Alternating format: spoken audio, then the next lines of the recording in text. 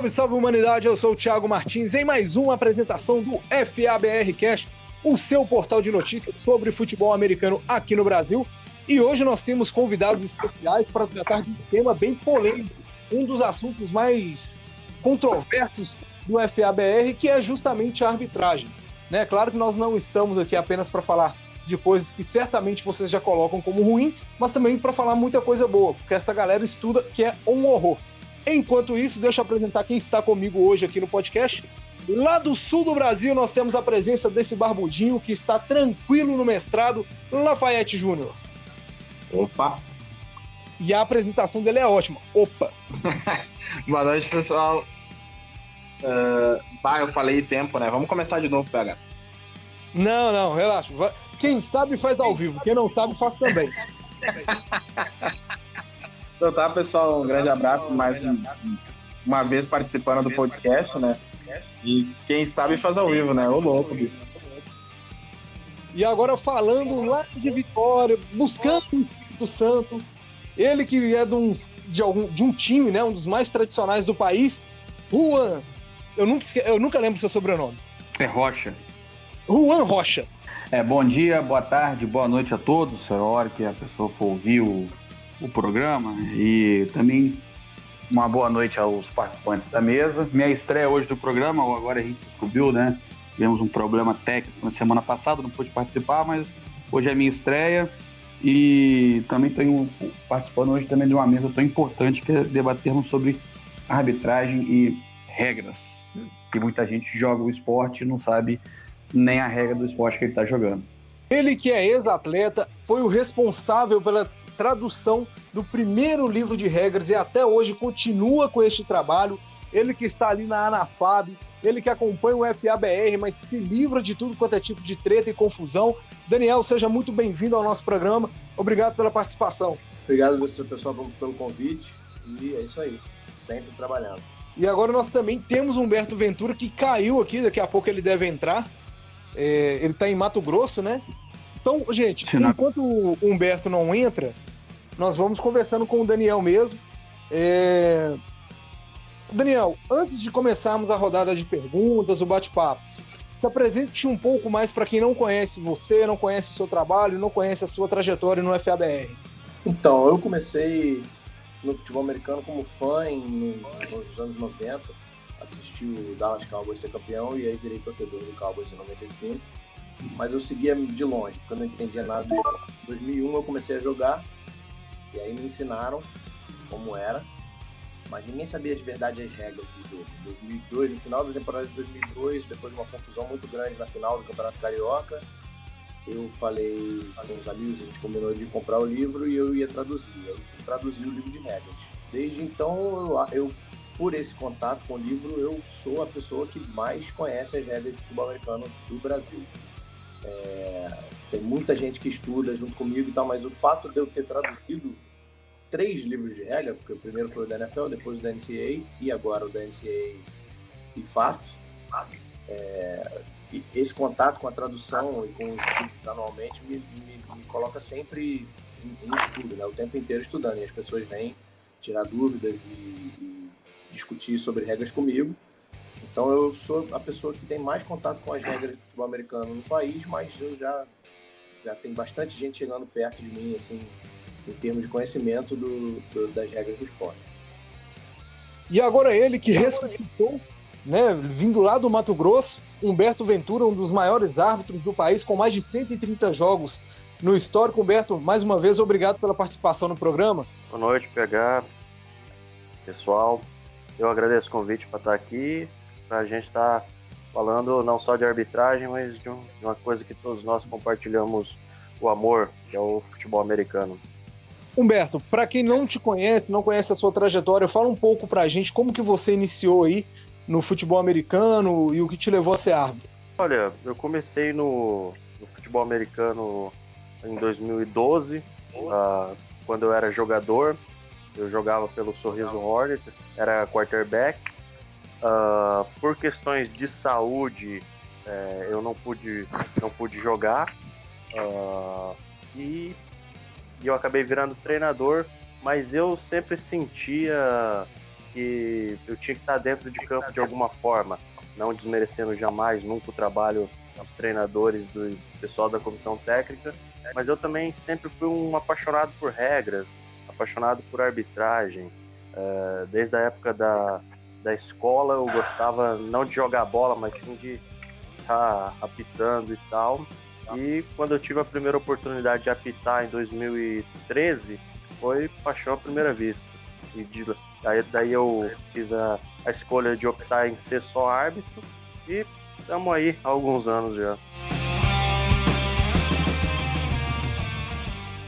Gente, para começar o programa de hoje, ele que tá perdendo a virgindade aqui no podcast, Juan, inicia as perguntas aí.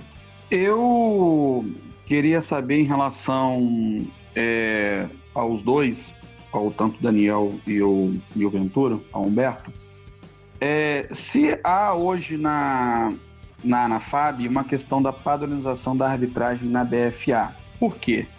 Hoje a BFA, ao ponto de ver de quem pratica, atletas e comissão técnica, vulgarmente ela parece uma pelada de rua, onde cada rua tem a sua regra diferente. Em Minas Gerais você joga um futebol americano com uma regra, no Espírito Santo com uma outra regra, no Rio, eu falo devido à conferência com que eu participo, que é a Conferência Sudeste. No Rio de Janeiro é uma regra e em São Paulo se aplicam outras regras. E aí eu quero saber se há esse trabalho da comissão de arbitragem em relação a essa padronização, de fazer com que um campeonato nacional tenha uma regra nacional e não regras, vamos dizer assim, regionais. E uma segunda pergunta, se há uma questão do árbitro poder também estar praticando a sua atuação em campo. O que eu vejo hoje é que o árbitro faz uma clínica e ele só faz aquela clínica e só vai apitar depois, mas ele não tem a prática. Ele não vai, por exemplo, em conjunto com as federações e com os clubes, apitar um treino, apitar um coletivo, para ele estar diariamente também treinando, né? Um atleta precisa treinar, também acredito que o árbitro precisa também estar treinando para em campo ele errar o menos possível. Então vamos lá, Daniel falando. A questão da padronização, a regra ela é a mesma para o país inteiro, todo mundo lê o mesmo livro, todo mundo estuda o mesmo livro, todo mundo pergunta para as mesmas pessoas as questões que tem das regras, ou no grupo da FAB, ou no grupo do Facebook, ou diretamente para mim, ou diretamente para o Jean, ou diretamente para o Humberto. O que a gente tem, a dificuldade que a gente tem é um pouco de aplicação de coisas subjetivas. Isso realmente é um trabalho difícil que a gente faz com vídeos. No ano passado eu comecei a fazer uns vídeos meus explicando regras, explicando aplicação, explicando um pouco de mecânica.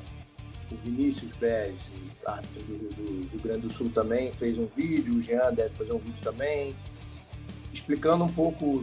A gente fez, por exemplo, sobre interferência de passe, que é uma questão que, por mais que ela esteja definida na regra, ela é subjetiva, né? A aplicação de holding também é uma coisa subjetiva, tem todos os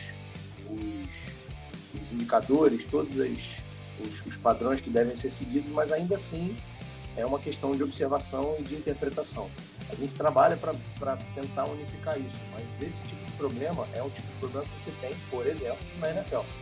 A gente assiste jogo no fim de semana e a gente vê que tem jogo que os caras marcam holding, que no jogo seguinte ou na jogada seguinte a mesma coisa acontece e eles não marcam.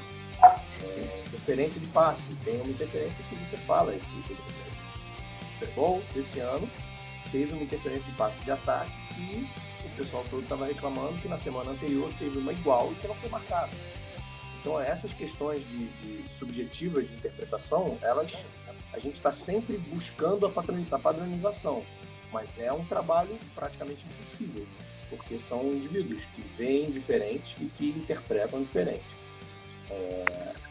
A segunda questão com relação à prática em campo, eu entendo que seja importante. Eu gostaria, por exemplo, de fazer mais isso, de ir a campo, importante não só para os árbitros, mas também para os times, de ir a campo em treinos e amistosos e passar um tempo lá explicando e observando e me movimentando para me colocar em tempo, em ritmo de jogo antes de começar o campeonato. A questão é que os locais de treino às vezes não são bons para a arbitragem chegar, os horários às vezes não coincidem, as datas às vezes não são boas, então a gente acaba tendo muito pouco desse contato. Eu sei de alguns árbitros que fazem isso em outros estados. Aqui no Rio a gente não tem essa prática, infelizmente, não tem essa constância de fazer isso, porque não por várias impossibilidades. Seria um excelente trabalho, seria um excelente treino para o campeonato. Mas também um outro problema que a gente tem é que na maioria dos estados os campeonatos começam logo depois do carnaval. E aí tem campeonato regional, campeonato estadual, campeonato Copa de 3, 4 estados, aí depois tem o campeonato de não sei o que lá, taça de não sei o que lá, aí começa o nacional, junto com um outro monte de campeonatos ao mesmo tempo. Fica muito pouco tempo para a gente conseguir treinar antes de ter que entrar realmente. Thiago falando. Sobre essa questão que o Juan falou, dos árbitros irem até os treinos, aqui em Minas Gerais, a AMAPAM, né, que é a Associação Mineira de Arbitragem de Futebol Americano, eles chegaram aí até aos treinos de várias equipes, inclusive equipes que estão a 7 horas de viagem. Lógico que teve que ter um planejamento muito grande para se fazer isso, e isso foi bom. Inclusive no time no qual eu jogo, eles também foram, tiraram as dúvidas. Por mais que eu goste de estudar, eu sempre estou incomodando o Ventura no privado, né, Ventura? Tirando uma dúvida ou outra, não é tão simples fazer assim. Como o Daniel falou, depende de alguns fatores. Agora, tocando no assunto da ANAFAB, já que o Juan começou com isso, deixa eu só emendar uma pergunta. Daniel, hoje, o que é a ANAFAB? Ela é uma instituição reconhecida pela CBFA?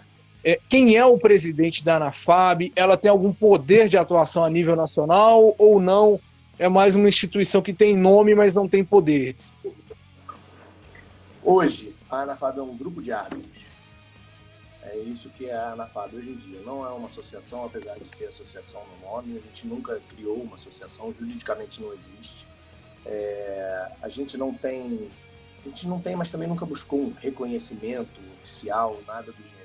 A ANAFAB ela é um grupo que foi criado pensando em trabalhar os árbitros, não pensando em fazer política de contratação para campeonatos, nem nada do gênero.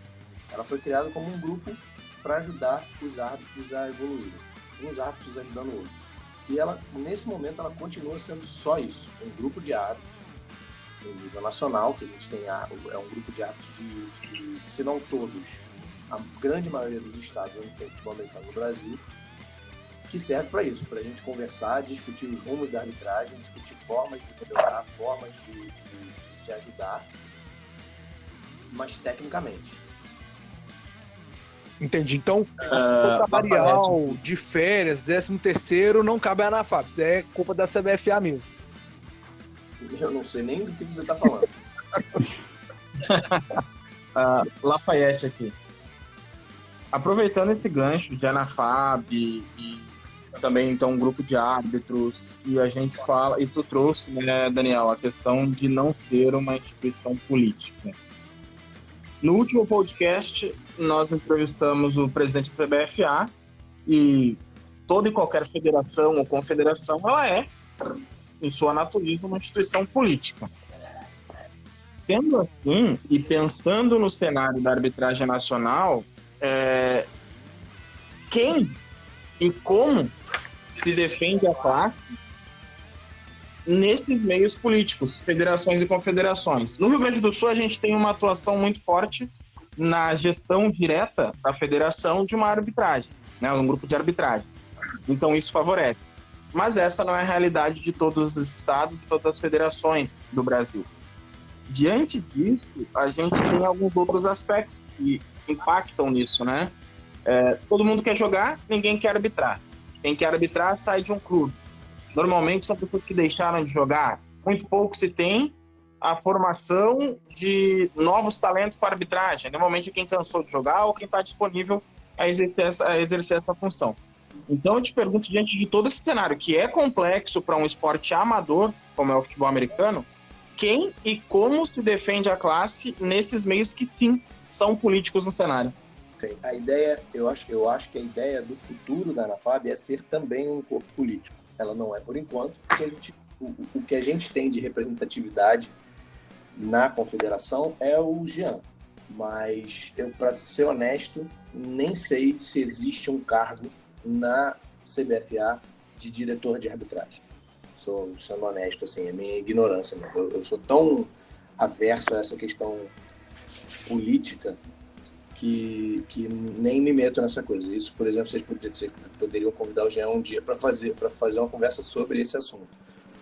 Eu sei que todos os assuntos de escalação e de conversa com confederação, com ligas e com times em nível nacional parte do Jean, principalmente. Sei que em vários estados tem representante da arbitragem na diretoria das federações, não é o caso do Rio de Janeiro nesse momento. E sei que tem alguns estados que são independentes e estão, desde muito tempo atrás, brigando com as federações. Assim. Não sei qual é a solução disso, não sei qual é o cenário final. A gente teve uma grande confusão há 2 ou 3 anos atrás com a arbitragem de Goiânia, se não me engano, que a gente chegou a paralisar, a falar sobre paralisar a arbitragem nacionalmente para se resolver a questão de Goiânia. Não foi uma decisão muito, olhando hoje em dia para trás, não foi uma decisão muito positiva da nossa parte, mas era o que a gente tinha que fazer naquele momento.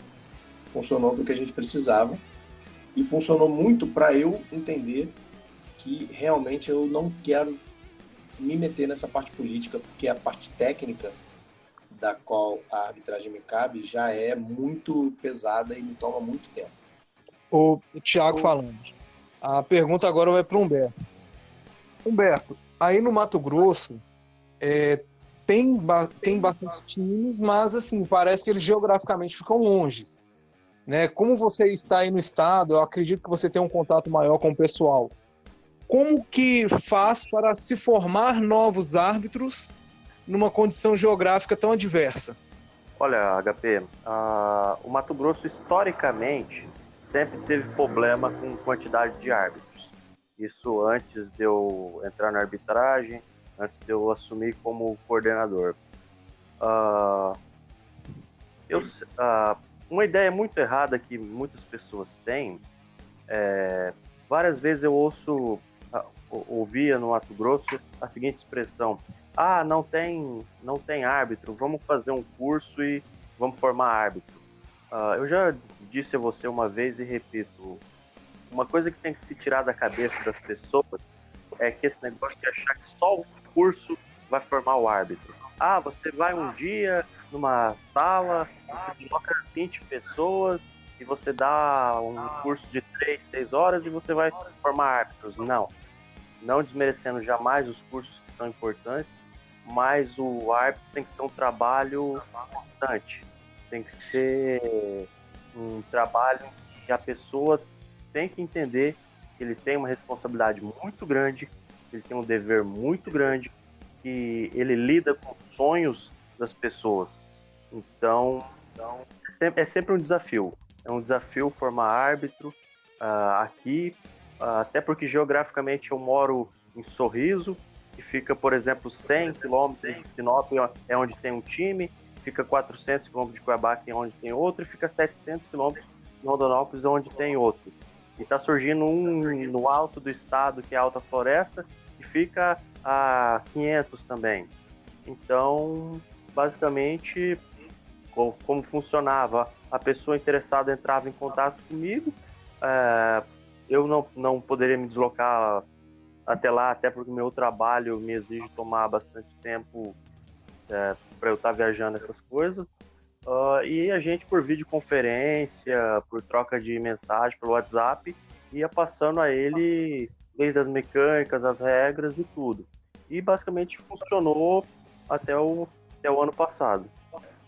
Ô, Daniel, você que falou da questão da parte da parte técnica, você se mete mais isso, queria saber se poderia falar para a gente e para quem vai nos ouvir também, né, que é a principal, que é onde a gente quer chegar, é quem vai nos escutar, é a questão das novas regras e as principais mudanças que elas vão ter para o ano de 2020. Parece que agora a regra do overtime mudou, vai ser tipo um pênalti agora, né, onde o time vai estar ali na linha de 3 jardas, vai tentar converter o try.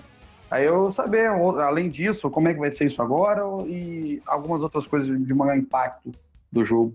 Então, vamos lá. Antes de mais nada, a regra do overtime mudou, mas não da forma como você colocou. Ela mudou para isso aí que você disse, uma troca de trás a partir do 5º período extra. Então, o overtime, a prorrogação, ela é normal por 4 períodos. Se depois de 4 períodos extras continuar empatado, o período extra é um time na jarda 25 do campo de defesa adversária tenta marcar um touchdown ou um field goal. Depois o outro time tenta marcar um touchdown ou um field goal. Isso é um período extra. Então, depois de 4 períodos desse, aí sim, no quinto, a partir do quinto, a gente vai colocar a bola na jarda 3 e é uma descida para conseguir marcar touchdown. Quem marcar touchdown faz 2 pontos. Quem não marcar, 0. E aí a gente vai conseguir desempatar. Essa é uma das mudanças. Ela é significativa.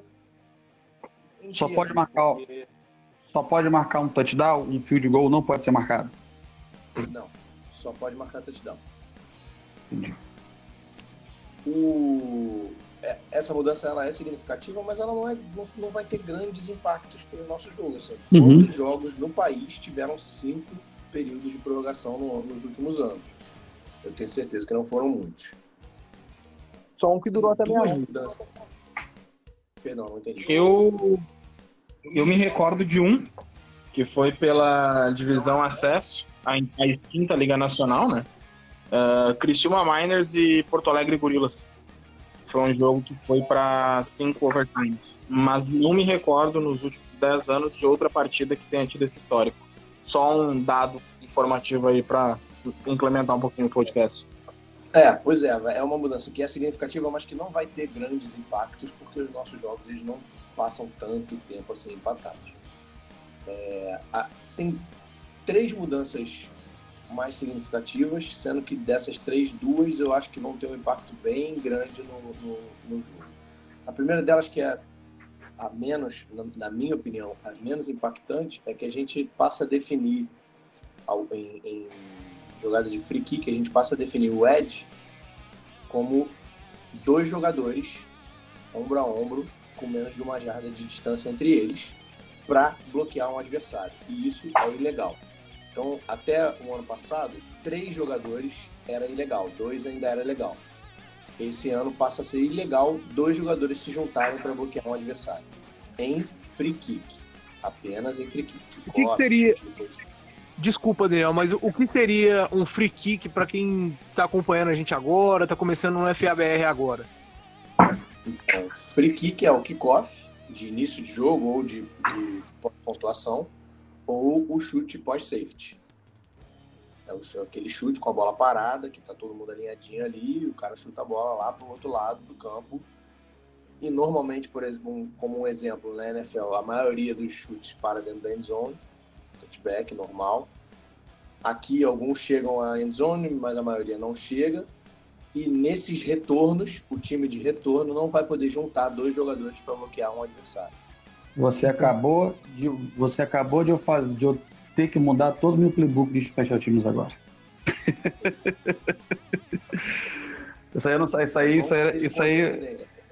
Já vou ter que mudar isso aí agora. Era algo que eu não sabia. Quer dizer, tô sabendo agora também. Que assim, sempre teve essa questão de poder usar 2 jogadores contra 1, onde um acaba ficando livre, mas para efetivo de bloqueio, para 2 em 1 é melhor do que 1 contra 1. Agora o porquê? Você sabe dizer o porquê dessa mudança? É questão de integridade física ou questão técnica? Segurança dos jogadores. A ideia, assim, a minha opinião é que a ideia tanto da NFL quanto da NCAA e, portanto, da IFAF é chegar ao ponto de eliminar kickoff do jogo. Essa é a minha opinião, é que eles estão caminhando para isso. Só que eles não... É uma mudança muito brusca que eles não têm coragem de fazer de uma vez. Até mesmo. Então eles estão criando vários métodos de diminuir a importância dessa jogada para poder algum dia virar e falar, realmente isso não serve para nada, vamos tirar isso do jogo. Eu quero fazer uma outra pergunta para o Humberto e depois eu queria ouvir a opinião do Daniel. Eu vou falar como atleta, pseudo-atleta que eu sou, pelo menos, que eu vejo o seguinte, pelo menos no meu time, eu sou o único, ou no máximo tem mais um ou outro atleta que busca saber as regras de futebol americano, né? Como eu já falei, eu incomodo o Humberto, incomodo a Bárbara, incomodo o Eugênio, enfim, uma galera que incomoda aqui também para aprender, para em campo fazer o melhor. Vocês acreditam que o fato de ter tantas reclamações durante um jogo, de fato desconhecimento das regras ou falta de interesse dos atletas e membros da comissão técnica em saber como ela funciona? Ou vocês acreditam que os árbitros que realmente não estão tão preparados assim, muitas vezes têm a parte conceitual, mas não tem o psicológico e o emocional, e acabam atrapalhando o desenvolvimento do jogo? Ou vocês acham que é um misto de tudo isso que eu falei? Humberto primeiro, por gentileza. Olha, Thiago, eu, sinceramente falando, talvez eu diria que é um misto dos dois, certo? Eu sempre digo, por exemplo, no Mato Grosso, onde eu atuava, eu tenho quase, se não a totalidade, vamos lá, 70% dos jogadores daqui nas minhas redes sociais, ou tem meu contato e tal. Eu posso dizer que ao longo desses anos todos, se 10 entraram em contato comigo em algum momento para tirar alguma dúvida de regra, foi muito. Então, assim, há um desinteresse, mas isso está mudando aos poucos. Por exemplo, semana passada eu tive oportunidade, a convite da equipe do Arsenal, de estar ministrando uma palestra de regra para os jogadores deles. E eu sempre digo, e sempre vou dizer que um jogador que sabe a regra é um jogador mais bem preparado.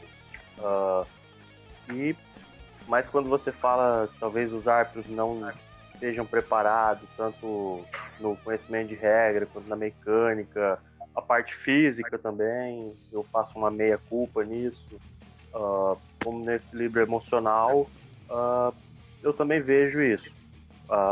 Tem que se entender que é um conjunto de coisas. Ser árbitro vai muito além de você só saber a regra. Você tem que saber a regra, você tem que saber como aplicar ela, você tem que entender as suas mecânicas, você tem que entender também que a parte física chegou o momento em que ela é necessária, o jogo está muito veloz, então tudo isso é um acúmulo de fatores, na minha opinião. Daniel, por gentileza. Eu concordo com o Humberto que é uma mistura dos dois. Existe uma questão de dificuldade de preparo. É difícil preparar árbitro para jogo. É um trabalho extremamente complicado e difícil, que depende de 100% da sua atenção o tempo inteiro do jogo.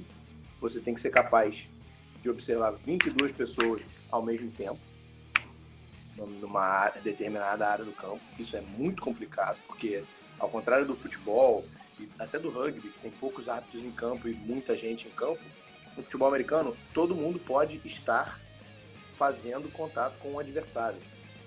No rugby não pode, no futebol em teoria não pode, então tá todo mundo sempre, o árbitro tá sempre observando a região onde está a bola. No futebol americano não, você tem que estar vendo o campo inteiro. Às vezes um árbitro um pouco menos preparado ou desconcentra. Um árbitro que se desconcentra por meio segundo durante a jogada, ele para de prestar atenção no ponto onde ele deveria estar prestando atenção e nisso ele perde um contato e acaba deixando de marcar alguma coisa ou marcando alguma coisa que ele achou que viu, mas na verdade não era. E por outro lado, jogadores não sabem, por exemplo, o que é um holding.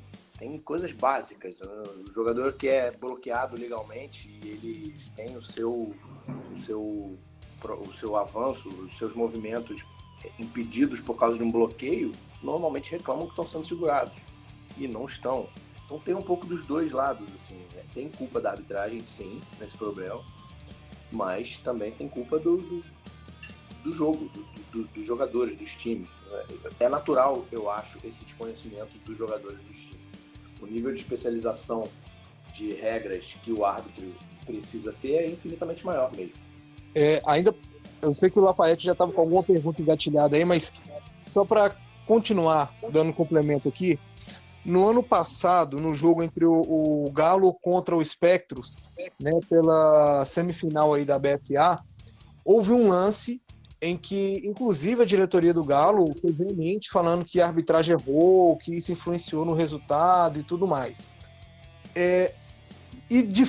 Para falar a verdade, eu nunca vejo nenhum árbitro se posicionando e até mesmo, muitas das vezes, se defendendo, né, de algumas acusações que depois o vídeo acabou mostrando que a arbitragem foi correta em um lance muito difícil mesmo, principalmente ao começo.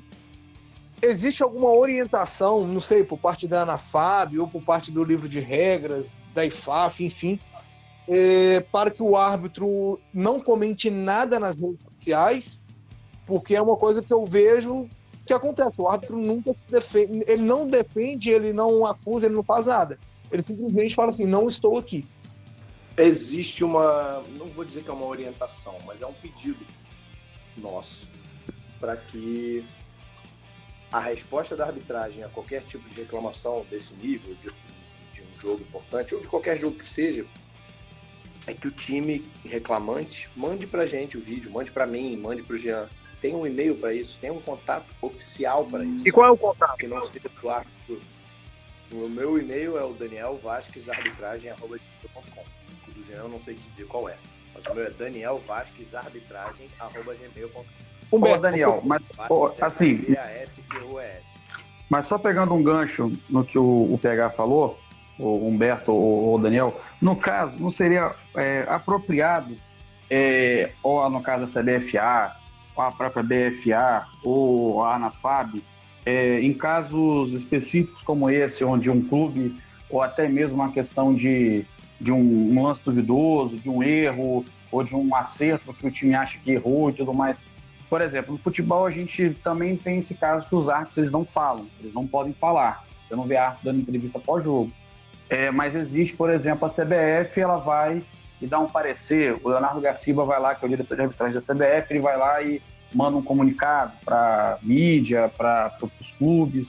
Você não acha que seria apropriado também a arbitragem ter esse canal de comunicação, ter essa questão dela mesmo poder falar, não o árbitro, sim a instituição que toma conta deles, poder estar falando disso, para ela mesmo poder se defender de acusações que às vezes são levianas, que é o caso do jogo da semifinal, que foi o Galo contra o Spectros.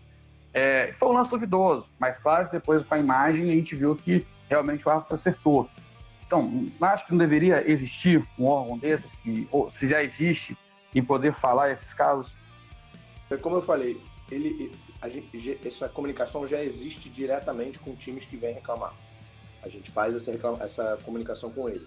Talvez uma coisa pública, eu particularmente não acho interessante a arbitragem ficar se defendendo, ou enfim, não se defendendo, comentando lances publicamente. Eu acho que para os times envolvidos, ou para o campeonato, para a liga, seja que for, ou para a CBFA, a gente pode dar uma explicação e acho que talvez isso seja interessante. A gente cai num outro problema nesse caso, que é a quantidade de jogos. Eu, por exemplo, não tenho acesso a todos os jogos, eu não tenho nem tempo de ficar assistindo todos os jogos. Adoraria ter, mas eu não tenho tempo de ficar assistindo todos os jogos. Então os lances que chegam a mim são uns lances muito raros, assim, e normalmente de outro árbitro que vem me mostrar um lance e perguntar o que eu acho e tal. Se por acaso a CBFA ou a BFA ou quem quer que seja, a organização do campeonato, quiser montar um esquema desse, a gente pode pensar numa forma de fazer. Eu acho que pode ser interessante, talvez não publicamente, assim, numa coisa publicamente que eu digo em redes sociais. As redes sociais você acaba abrindo um bate-boca com gente que só está efetivamente interessada em reclamar da arbitragem mesmo. Uhum. Acho que, por exemplo, eu não me lembro nem qual é esse lance do Galo que você está falando, mas se a gente fosse ao Facebook dizer num post oficial da arbitragem dizer, viu, a arbitragem está certa. Quantas pessoas você acha que iam entrar num comentário, numa postagem dessa para dizer, vocês estão roubando, vocês são ladrões, vocês não sabem nada do que vocês estão fazendo, não sei o que lá. Porque, na verdade, o objetivo da maioria dessas pessoas é só externar as suas frustrações nas redes sociais. Então, eu não acho que nas redes sociais seja interessante. Talvez uma coisa num comunicado interno para os times, sim, isso talvez seja interessante. Como fazer isso? Aí depende da CBFA ou da organização do campeonato em questão. Lafayette, pode falar, você está com alguma coisa aí. Eu quero ver as outras duas mudanças. A primeira mudança que eu acho que vai ser muito impactante, eu realmente não sei se muito impactante no nosso jogo, mas eu acho que ela vai ter um impacto significativo. É a regra também em free kicks, em kickoffs e em chutes de toy safety, é a regra do fair catch dentro das 20 jardas do campo do time de retorno. Se um time de retorno pede um fair catch e faz um fair catch atrás das 20 jardas do seu próprio campo, isso é como se fosse um touchback a partir de agora. A bola vai para a jarda 20. Então, se um time de chute lá tem um kicker muito bom, que sempre chuta a bola e a bola cai sempre na jarda 5 e o time adversário não consegue retornar, não consegue passar da jarda 20. Esse time adversário agora ele pode pedir um fair catch, fazer o fair catch na jarda 5, que a bola vai para a jarda 20. Mas isso prejudica o time de chute, não? É como eu disse, a ideia é prejudicar o time de chute. A ideia é excluir a jogada de kickoff. A ideia de quem está criando as regras, tanto na NFL quanto na NCAA, é que não se tenha mais retorno de chute. Entendi. E aproveitando esse gancho que a gente está falando de regras, igual o próprio Juan, coordenador de Special Teams no Tritões, ele não sabia das mudanças de regras. Como que vocês, árbitros, tanto você, Daniel, no Rio de Janeiro, quanto Humberto no Mato Grosso do Sul, Mato Grosso, aliás, fazem para que essas mudanças cheguem até os times, cheguem até os membros da comissão técnica, enfim, para minimizar a reclamação durante as partidas? Então, esse é um ano diferente. Pela primeira vez, nós estamos gravando esse programa na terça-feira, dia 4. No domingo, dia 9, eu vou fazer uma live no meu Facebook para os times, para explicar para os times as mudanças de regra e no que isso vai afetar. É a primeira vez que a gente está fazendo isso, tentando uma comunicação direta com os times, a partir de uma rede social. Né? Antigamente a gente postava lá as mudanças de regra no nosso site, postava no nosso Facebook, por escrito, e ninguém se manifestava, ninguém falava nada e dava-se por entendido que todo mundo tinha aprendido as mudanças. Esse ano eu resolvi abrir esse canal, fazer essa live, abrir os comentários, deixar as pessoas, enquanto eu estou falando, fazerem comentários, tirarem dúvidas, esclarecerem as questões do que eu estou falando, para quando começar o primeiro campeonato ali depois do carnaval, a coisa estar já encaminhada, as pessoas já saberem o que é que mudou e como vai ser aplicado. Eu não sei, além disso, eu estou sempre, inclusive, buscando sugestões de como entrar em contato com os times para fazer isso, para passar essas mudanças. Eu tive essa ideia de fazer a live esse ano, fiz uma live com os árbitros no início de fevereiro. Foi super interessante também, tiramos muitas dúvidas, criamos umas outras dúvidas que eu fui atrás de solucionar. E agora a ideia é fazer uma live com os times. Agora, nem todos os times vão participar dessa live, porque nem todos os times são interessados ou podem, ou tem alguém que tem disponibilidade na data que eu posso fazer. Qual seria uma outra forma de entrar em contato com os times? Eu, sinceramente, não sei. Eu, por exemplo, para divulgar essa live, eu precisei pedir ajuda para o Jean e para os árbitros dos estados do grupo da ANAFAB, para que eles entrassem em contato com as federações e com os times que eles conhecessem e avisassem dessa live no dia 9. E vai ser em que hora? Vai ser às 15 horas. Ok. Se eles fizeram isso ou não fizeram, e se os times receberam essa informação e levaram em consideração ou não, passa do que eu consigo controlar, né?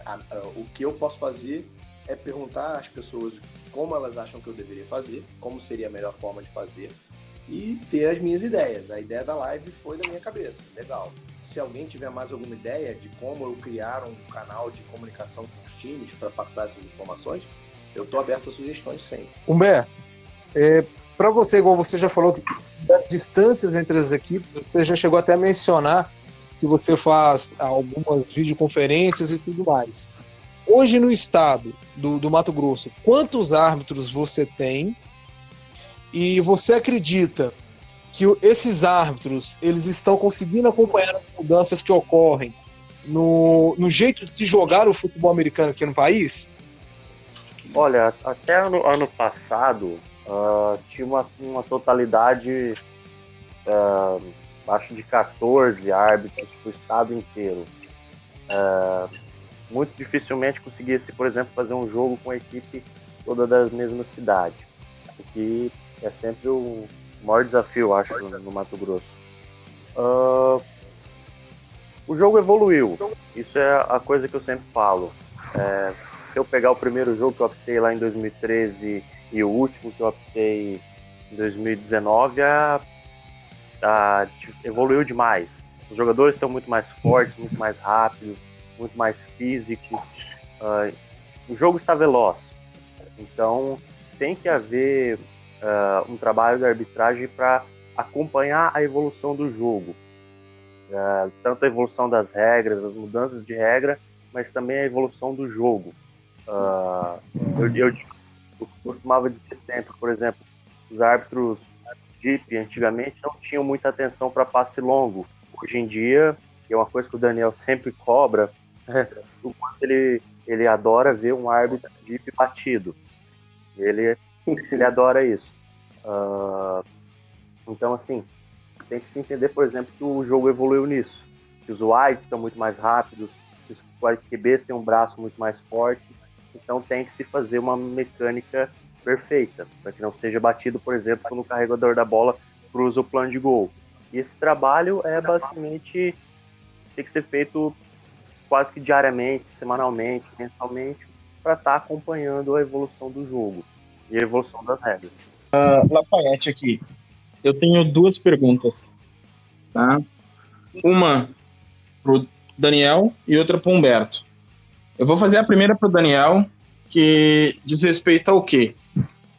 Já que a gente fala nessa evolução do jogo e nessa também evolução da arbitragem, porque ela precisa ser identificada também, é importante dizer isso.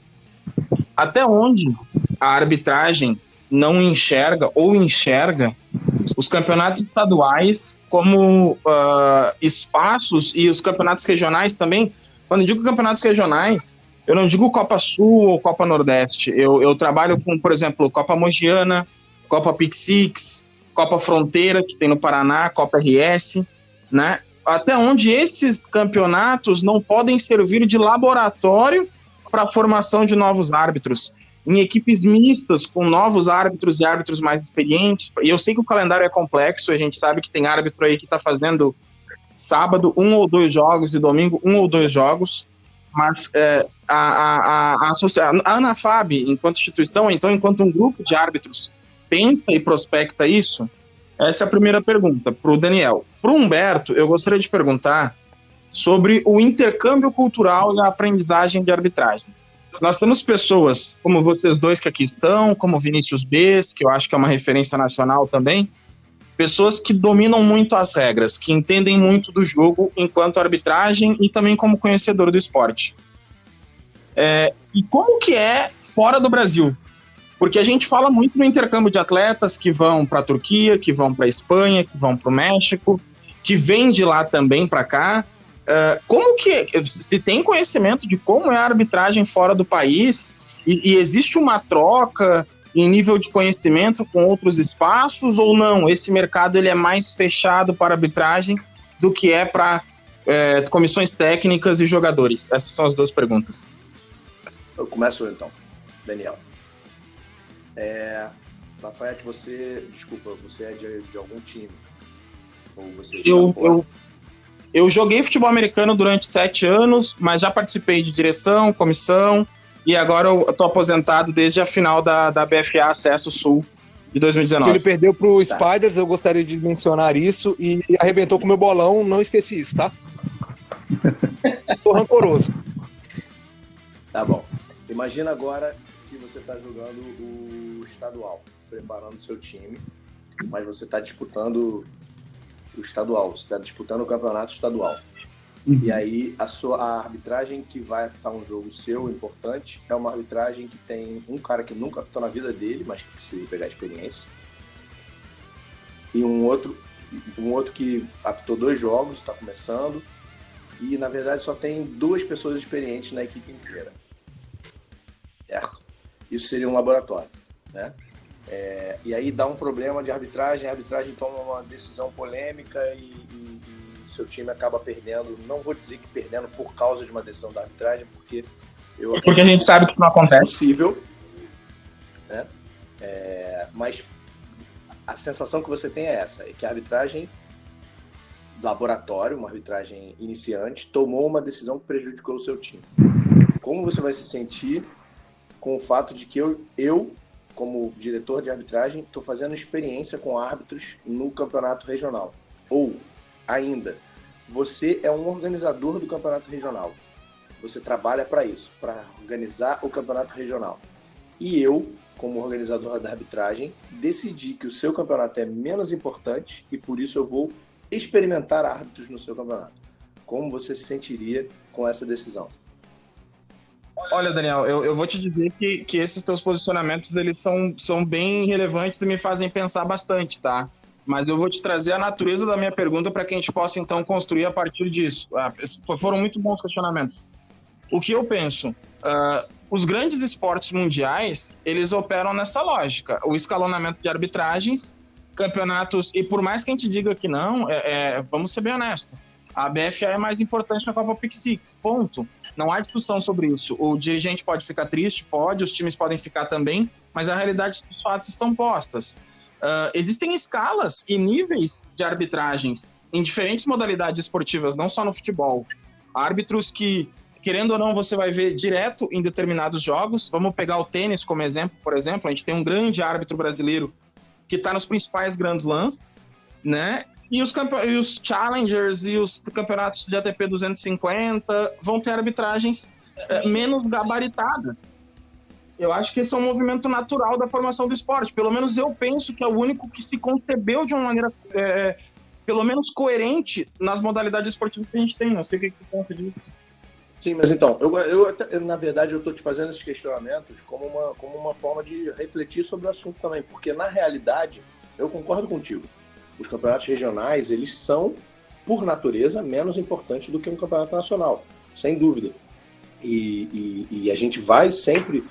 É natural, a gente faz isso já hoje em dia. Dar mais importância para o nacional, para os campeonatos nacionais, para os campeonatos maiores. Agora, aí tem uma outra questão, que é uma questão que eu preciso pensar como administrador de uma arbitragem. Eu tenho um campeonato estadual que vai de março até abril. De março a abril, não, perdão, de março a junho. E em julho começa o nacional. De março a junho, eu experimento vários árbitros novatos. E aí eles vão ficar parados de julho a dezembro. E só vão trabalhar de novo em março do ano que vem. Porque eu vou botar os melhores árbitros para apitar o campeonato nacional. Eu começo a criar um problema para a arbitragem, porque não só eu vou perder esses caras que queriam arbitrar, mas não foram considerados importantes o suficiente para arbitrar o nacional, como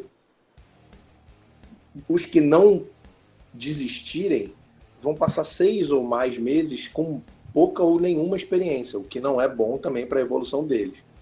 Eu acho que é claro que a gente pensa mais em experimentar, em colocar árbitros menos experientes em posições diferentes, por exemplo, experimentar mudar os posicionamentos das equipes para tentar formar uma equipe de uma forma diferente e tal. A gente pensa isso mais nos campeonatos regionais e nas copas menores, ou até mesmo nas primeiras fases do campeonato nacional. E quando, à medida em que a coisa vai ficando mais, eu vou dizer importante, mas talvez não seja essa a melhor Mais palavra sério. para se usar. À medida em que vai ficando mais sério, a gente vai afunilando também a arbitragem e colocando os que são mais fortes e os que têm mais capacidade de levar com tranquilidade um jogo que é, por natureza, cada vez mais competitivo, porque está chegando ao que é mais importante, a final de um nacional, ou mesmo a final de um regional. Assim como os times vão se afunilando para ver quem são os melhores, os árbitros também têm que fazer isso. A gente vai afunilando para ver quem são, para ir colocando os melhores nas etapas mais importantes, mais sérias. Perfeito. E existe a possibilidade de se pensar que os delegados das partidas passem a ser árbitros para que se possa ter uma proximidade maior, então, com o evento como um todo? Ou não faz vínculo nenhum? É possível pensar nisso, mas eu acho que isso seria uma ideia muito embrionária nesse momento, porque eu acho que tem muitas coisas para serem resolvidas com relação às responsabilidades do delegado da partida antes de transformar ele num árbitro. Tem muita coisa do delegado da partida que diz respeito à organização da competição ou à organização da partida. Uhum. E que talvez não deva estar na mão da arbitragem. Perfeito.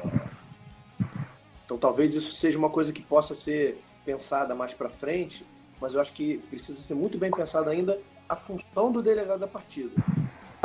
Humberto, aqui a sua pergunta foi referente a intercâmbio, se há algum, certo? Isso, esse é o top. Olha, talvez o Daniel possa responder isso melhor que eu, até porque ele, como diretor de arbitragem, ele tem um contato melhor com árbitros de fora. Eu, da minha parte, posso falar que eu tenho contato com alguns árbitros, acho que 1 ou 2 americanos que apitam high school. De vez em quando eu troco algumas mensagens com ele via rede social. Existe um grupo no Facebook também que é de árbitros do mundo inteiro, e que lá volta ou outra a gente discute também alguns lances. Eu mesmo particularmente posso falar de contato que eu tenho, são com 3 árbitros argentinos. Eu tive o prazer de conhecer eles, inclusive no jogo Brasil-Argentina. Inclusive eu aproveito o momento aqui para estender uma saudação póstuma ao Adrian Suedo, que apitou o jogo Brasil-Argentina, foi o árbitro de linha, o line judge, que acabou sendo assassinado na Argentina. Um cara sensacional, um grande conhecimento de regras, um cara que eu sempre trocava mensagem com ele, uma grande perda realmente. Eu tive o prazer de conhecer também um árbitro argentino, agora eu não vou recordar o nome dele, mas é um cara experiente demais, já apitou inclusive Mundial Sub-19 da IFAF, e volta e meia também a gente troca algumas mensagens, porque ele tem um grande conhecimento na regra IFAF, que é a regra que a gente usa. E também teve ano passado a vinda do Bill Lamboner, que é um dos melhores árbitros da história do futebol americano universitário. Ele veio passar uma clínica de arbitragem em Belo Horizonte. Eu, infelizmente, não tive a oportunidade de ir, mas volta e meia também o Daniel tem um contato mais direto com ele. O Bill sempre ajuda com diversas questões. O Daniel pode falar melhor que eu isso. O maior intercâmbio que eu tenho com árbitros internacionais é através de fóruns de arbitragem. Tem vários. Tem inclusive o da Organização Internacional de Arbitragem, que é do qual eu participo também, que é muito interessante. Tem um problema para alguns árbitros, tem um problema da barreira da língua, porque só se fala inglês nesses fóruns e nem todo mundo fala inglês, porque acaba sendo uma pena, porque o intercâmbio acaba diminuindo, mas o que o Humberto falou dos árbitros argentinos, eu tive contato com o Mariano, que apitou aqui também, e é um cara incrível também, sempre me ajudou no que eu precisei. E conheci o Lemonier pessoalmente, que é um cara que acho que poucas vezes eu vi tanta generosidade numa pessoa quanto com o Lemonier. É um cara que está sempre disposto a te ajudar com questão de arbitragem a qualquer momento, com qualquer situação, com qualquer dúvida mínima que você tenha, ele está sempre disposto a te ajudar. E é um cara que é incrível e eu sou muito grato de ter tido contato com ele, de ter essa proximidade com ele, de ter esse canal de pedido de socorro mesmo. Porque ele é um cara que, se você tem alguma dúvida de alguma situação, eu normalmente não vou diretamente para ele, porque eu jogo no fórum para ter outras opiniões de outros árbitros e criar uma conversa e tal, mas é um cara que qualquer dúvida que eu tiver, eu sei que se eu escrever um e-mail para ele, no dia seguinte ou no mesmo dia, ele já me respondeu, já me disse o que é, qual é a situação. E ele mesmo foi um cara que me disse nesse 2018, nessa oficina que ele veio dar pra gente aqui, é um cara que me disse que não achava interessante a gente continuar trazendo ele em outros anos. Ele mesmo me disse que achava mais interessante a gente chamar outros árbitros para ter exatamente esse intercâmbio de outras pessoas, de outras cabeças para a gente roubar pensamentos, né? Que é uma coisa importantíssima. Então, o intercâmbio é importante, mas ele está muito no início, eu acho, para a arbitragem. Acho que a gente ainda vai melhorar muito isso.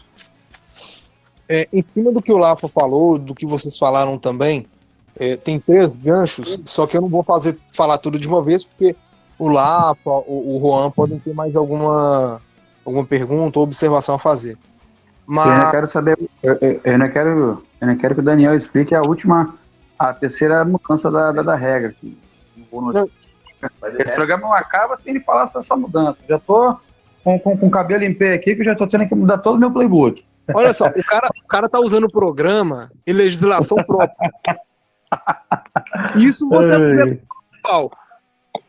Vamos ver. Daniel, explica por favor essa terceira mudança aí, senão o Juan não dorme hoje. Não vou dormir. Então, vamos lá. A terceira mudança é que, a partir desse ano, os bloqueios no ponto cego, os chamados blindside, que normalmente são aqueles big hits que aparecem em vídeos de highlights, o maluco não tá vendo que ele vai tomar uma pancada, e ele toma uma pancada e ele sai voando. A partir desse ano, isso é falta. Para você bloquear um adversário que não está te vendo, você precisa usar as mãos. Tá, vai primeira mão, depois vai o ombro.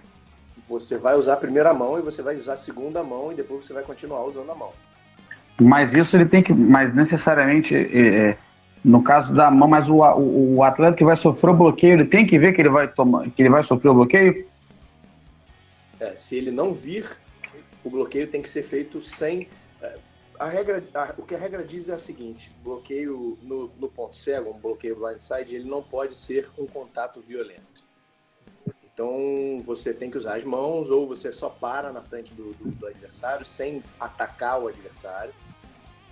E qualquer outra, se você entrar com o ombro, se você entrar com o braço, se você entrar com o antebraço, se você entrar com o capacete, mas aí vai ser outra falta, mas enfim. Se você entrar com qualquer parte do seu corpo para fazer esse bloqueio, que não sejam as mãos ou só parar na frente do adversário, de um adversário que não esteja vendo, um contato que seja no ponto cego, isso vai ser falta. O difícil dessa mudança de regra é a arbitragem conseguir perceber o que é ponto cego e o que não é ponto nesse cego. lance específico, né? Nesse lance específico. Mas é o que a gente vai trabalhar aí a partir de daqui a, sei lá, umas 2 semanas eu vou fazer um vídeo. O Lemonier, como eu estava falando do intercâmbio, me mandou vários vídeos que ele fez e me mandou repassar para os árbitros.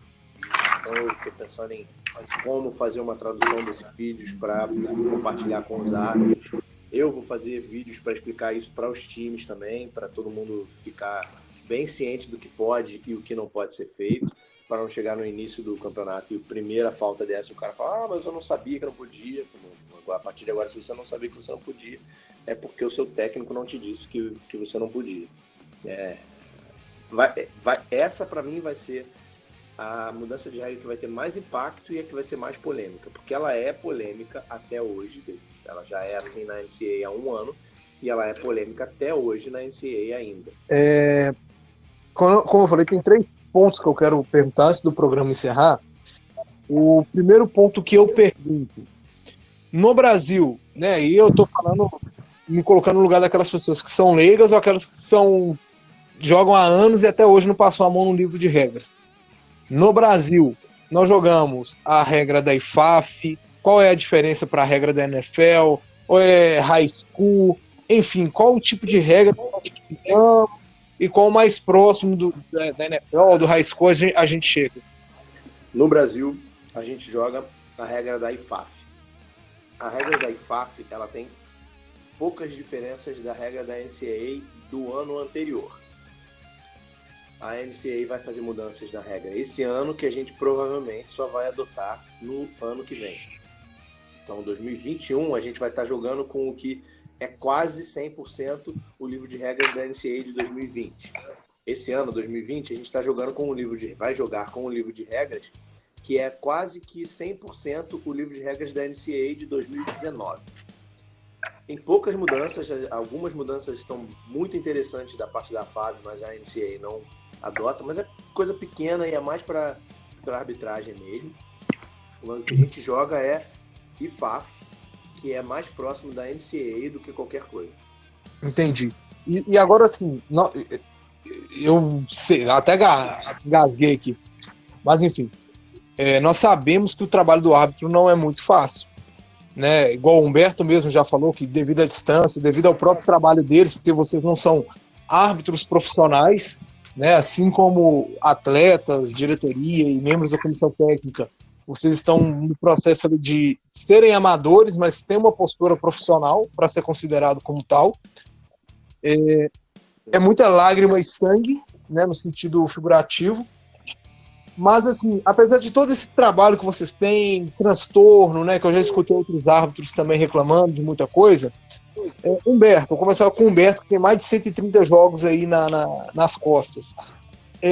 De todo esse caminho que você já percorreu, qual que foi o ponto, assim, que você falou assim, cara, esse foi um ponto mais feliz como árbitro que eu tive na vida? Olha, é uma ótima pergunta. Momento. Se eu te falar que foi na final da Conferência Centro-Oeste ano passado, assim, que eu tive o prazer de receber o convite do Salgado, que é coordenador de arbitragem lá do DF, né? E a gente fez uma equipe mista e apitou a partida. E quando acabou a partida, um dos árbitros, a gente já tinha tomado banho, já tinha, não junto, claro, mas a gente tinha terminado o jogo, e conversando, ele chegou para mim e falou: Humberto, eu me tornei árbitro por causa de você, cara. Porque eu nunca vou esquecer quando você era jogador, quando eu era jogador, o quanto você disse para mim: o seu capacete não tá pintado. Tá, cara, mas assim, você viajou 1.000 e tantos quilômetros, né, cara? Você não vai deixar de jogar só por causa que o capacete tá de outra cor. Isso naquela época, hoje em dia não poderia. Mas isso foi uma coisa que me marcou bastante, cara. Porque eu sempre falo que um dos grandes coisas que a gente tem que fazer é repassar o conhecimento, certo? É isso que o Daniel faz, que eu faço, que outros árbitros no Brasil faz. É repassar o conhecimento, cara.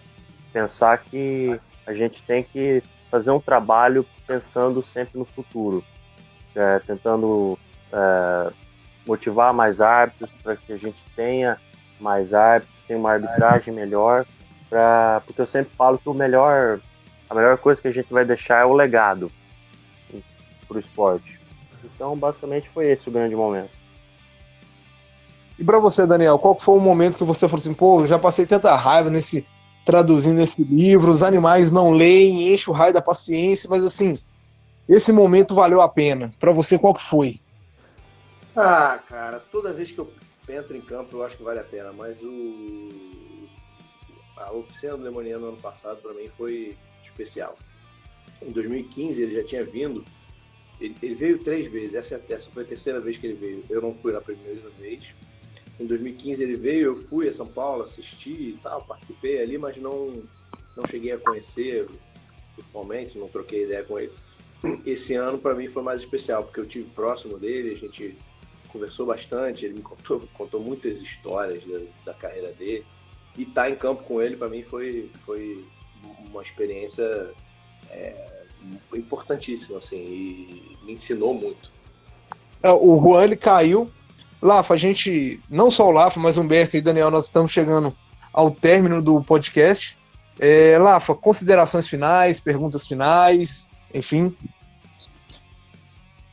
Primeiro eu gostaria de agradecer a oportunidade de ter tido essa conversa. Eu acho que às vezes a gente debate tantos assuntos no futebol americano e dá pouco espaço para a arbitragem, que é cada vez mais importante e vital. Então, primeiro, um agradecimento, né, por esse momento. E como pergunta final, eu gostaria de deixar um questionamento, assim, numa visão de futuro, né? Qual é o futuro da arbitragem do futebol americano nacional, né? Qual que é o próximo passo mais próximo para a evolução da categoria, que assim como a modalidade como um todo vem se desenvolvendo ao longo das últimas décadas e principalmente ao longo dos últimos 5 anos, quando o acesso aos equipamentos se tornou mais barato, o acesso à informação se tornou mais palatável, principalmente através das traduções do Daniel e também de outros fóruns, de outros grupos que a gente sabe que vão se formando de posição, de técnico, de arbitragem. Então, a gente enxerga e vislumbra próximos passos e evoluções para todas as categorias e espaços do FA. Eu gostaria de ouvir de vocês qual que é o próximo da arbitragem. E já deixo, então, o meu boa noite e um agradecimento a todos. Olha, o futuro da arbitragem é buscar cada vez melhorar. Não tem mágica, não tem palavrinha mágica, não tem poção mágica. O jeito é trabalhar, estudar, para buscar sempre melhorar. Não tem outra receita. O Daniel Vasquez sempre diz isso pra gente. Não tem receita, não tem palavrinha mágica, não tem o resumo do livro, não tem o livrinho de bolso, não tem o livro resumido. É trabalhar, estudar e sempre buscar melhorar. Para mim, eu acho que o próximo passo é aproximar as arbitragens. A gente se conhecer melhor e a gente conseguir conversar melhor. Eu acho que com a comunicação entre árbitros precisa melhorar muito. E acho que quando ela melhorar, a gente vai melhorar também a comunicação de árbitros com times. Aí a gente vai começar a ver maiores evoluções. Bom, eu não tenho mais nenhuma pergunta, apesar que o terceiro ponto que eu ia colocar na mesa, vocês já tinham respondido anteriormente, né? Eu lembrando aqui. Eu quero agradecer muito a presença de cada um de vocês, do Juan, do Lafa, do Daniel. O Daniel, inclusive, eu achei que ele nem fosse participar do programa, porque me falaram que o Daniel era um pouco mais na dele, né? Era mais reservado. Eu falei assim, bom, eu vou tentar. Né? Rapaz, eu tô fazendo vídeo no YouTube com a minha cara lá fazendo me falaram isso. Acabou esse negócio mais na dele. Porque o que acontece? Vamos lá. Tem algumas pessoas que sabem e outras não. Eu faço parte também do FABR da Zoeira. Então as pessoas falam assim, o cara não pode fazer um trabalho sério, né? E acham que eu vou fazer humor. E é uma coisa que eu já falei que eu não faço. Eu não faço humor. Eu faço, sei lá, umas besteiras lá de vez em quando. Mas eu quero agradecer muito a participação do Daniel, do Humberto Ventura. Inclusive, aproveitar aqui a oportunidade também, quando o Juan me sugeriu fazer a pauta da arbitragem, de imediato eu aceitei, porque, como eu falei, os árbitros no Brasil são muito atacados, porém não tem ninguém que os defenda publicamente. Então é por isso que muitas vezes na página do FABR da Zoeira, que eu sei que tem um alcance muito grande, consegue ter um alcance maior do que FABR Network, a Touchdown Mineiro, que também me pertence, né? Respeito a história aí. O senhor que tem muito mais alcance do que o FABR da Zoeira, sem farpas, só a tru da tru. Coitado. Enfim, Mas o FABR da Zoeira, querendo ou não, ele tem um alcance muito grande, então eu gosto de usar a página para defender os árbitros. Eu não gosto de fazer zoeira com o árbitro, porque eu sei que é um trabalho difícil pra caramba. Existem muitas comparações que chegam a ser ridículas, né, comparando com a NFL, mas como o próprio Daniel disse, na própria NFL, com revisão de vídeo, escambau A4, acontecem erros. Então eu quero agradecer muito a presença de vocês dois, do Juan e do Lafa também, pela disponibilidade de tempo. Agradecer em especial assim, o Juan, que começou como árbitro, entrou na minha vida como árbitro, graças a Deus ele sempre manteve o WhatsApp dele aberto, eu pude tirar dúvidas. No ano passado foi uma pessoa que assim, teve uma importância muito grande para mim na superação da depressão, assim como o Lafayette. Eu podia conversar com vocês dois sobre qualquer coisa que estava me aborrecendo, pedir ajuda, né? E no mundo hoje em dia tão selvagem, você encontrar pessoas com bom coração que estendem não apenas bens materiais, mas estendem o coração, a alma, o ouvido, é muito raro. Então eu quero agradecer muito vocês dois por terem me ajudado nesse momento difícil e dizer para todos vocês que sempre que precisarem, o FABRcast está de portas abertas, a gente senta, eu no meu caso literalmente, estou aqui sentado, para a gente conversar sobre o esporte, sobre regras, sobre o que vocês quiserem, tá bom? Bom, e é isso. Já que todo mundo ficou em silêncio, agradecer a todos vocês que tiveram paciência para ficar nos escutando até este horário, que eu não sei qual que é, porque o Rafael ainda vai fazer a edição do áudio. E agradecer também o Rafael, galera, é do FABR Highlights, dá uma moral pro cara, é um trabalho muito sério, muito importante. No mais, nos encontramos no terceiro episódio do FABRcast. Fiquem com Deus e até mais.